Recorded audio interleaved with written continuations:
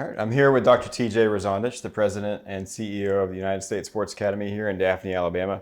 We're in the Olympic room here on campus, and we have a lot of different representations from the Olympics. Have some medals, some manuscripts, some post reports from the games here.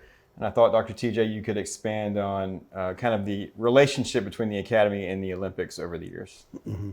Well, as I had alluded to when we were talking in the founders' room, Dr. Rosandich's first contact with the Olympics was when he was the all-service coach to the 1956 Melbourne Olympics in Australia. And over the years, the fact of the matter is can't be denied that the Olympics as a massive sporting event, an MSC as they call it, is probably the best in the world, although those people running the World Cup right now would probably disagree. But when you look at what happens in the world in a newly independent country, and a good example is Timor-Leste, a little country in Southeast Asia, a part of the Indonesian archipelago. When they become independent, the very first thing they do is join the United Nations. And the very second thing they do is they join the International Olympic Movement. If nothing else, it affords them an opportunity to appear on the world stage, behind their flag, in front of the entire world, if nothing else during the opening ceremonies. But that's how important it is. Every country on the planet and a lot of quasi-countries or territories are all a part of the Olympic movement.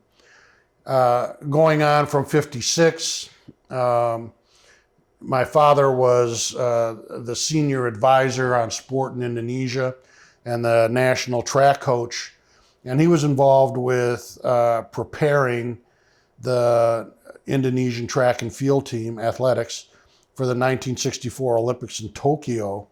But that got derailed by a communist coup in the country.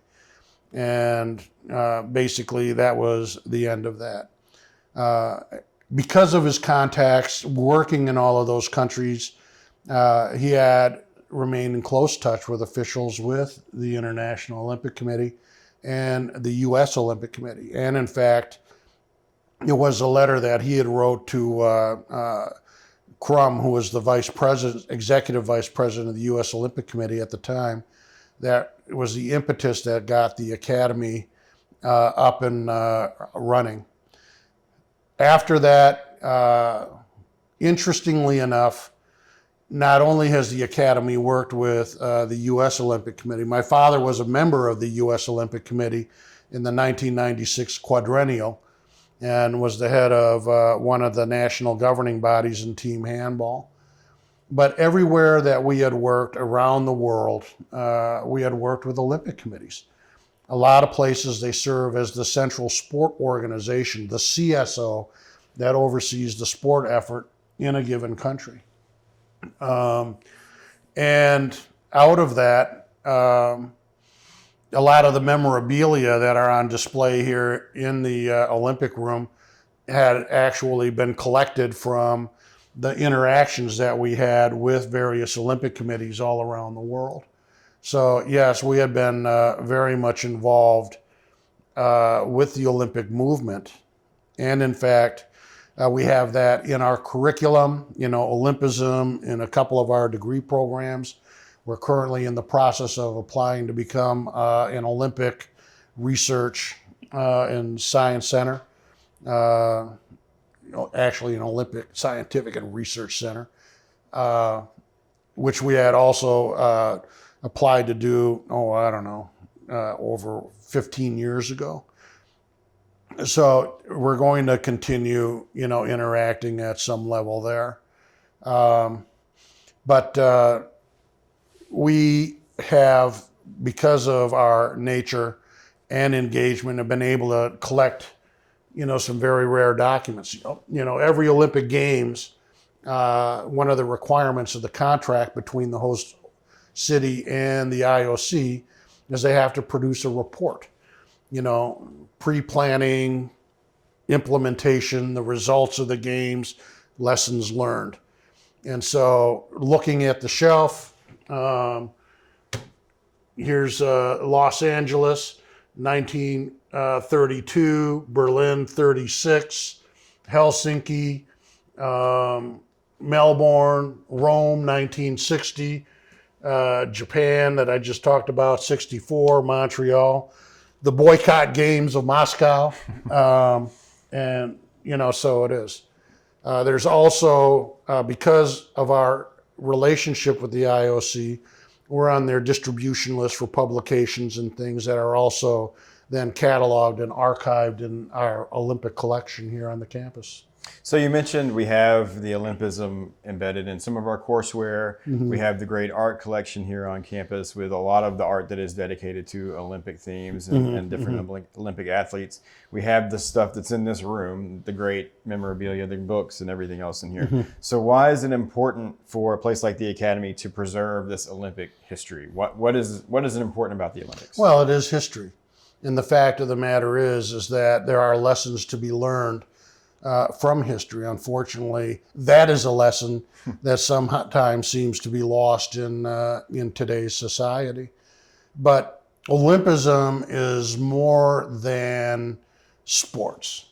Most people don't know it, but in the Olympic Games from 1908 in London to 1948, also in London, medals were awarded for poetry, literature, sculpture, art, other aspects of culture. The fact that, and it also underscores why are we involved with running the American Sport Art Museum and Archives, which was also a brainchild of my father, is that very simply sport and art are intertwined. You can't get away from it. And it's also embodied in the Olympic values.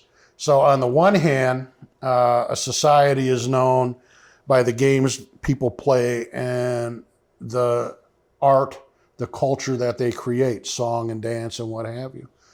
And if you look at Olympic competition or various sport competitions, synchronized swimming, figure skating, gymnastics, all include, music and dance in addition to the sport competition. So they are intertwined at some level. After the IOC moved away from awarding medals for those other activities, art still remained a very important part of the overall Olympic program. Every Olympiad, there's an art program that's a part of it.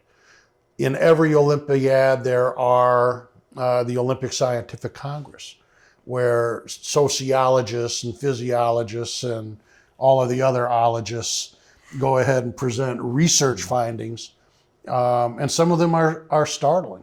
And so if you want to talk about the importance of that, one of the findings from the 1984 Olympic Congress in Eugene, Oregon, that was done with the Los Angeles Games was a paper presented by a sociologist, the central theme of which is that if I could give you, the athlete, a pill that would guarantee you a gold medal, but would equally guarantee you that you would be dead in a year, would you take it?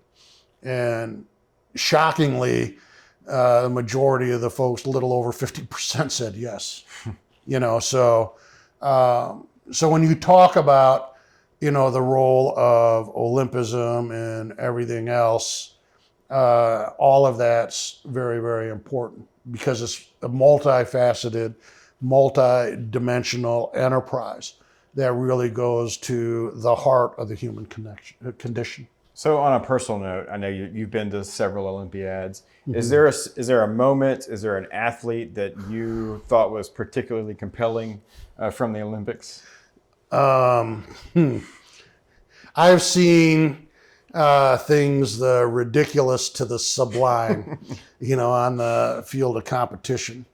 And I suppose the ridiculousness was Dwight Stones, I saw him in the 76 games in Montreal, where he was complaining about how the Canadians couldn't get their act together and couldn't even finish the main stadium in time.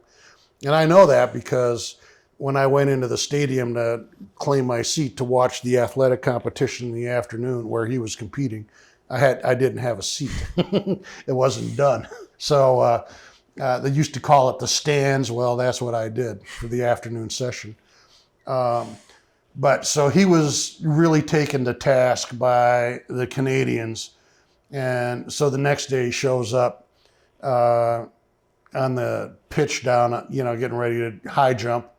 And he had a big old T-shirt, "I love French Canadians," so it was kind of like tweaking people. On the other hand, the performances, who could ever forget the Miracle on Ice, on the Winter Games? We talk about the Summer Games, but people tend to forget there's a winter version of this event as well. And it really underscores the power of sport to move people in ways that few other human endeavors and activities can do.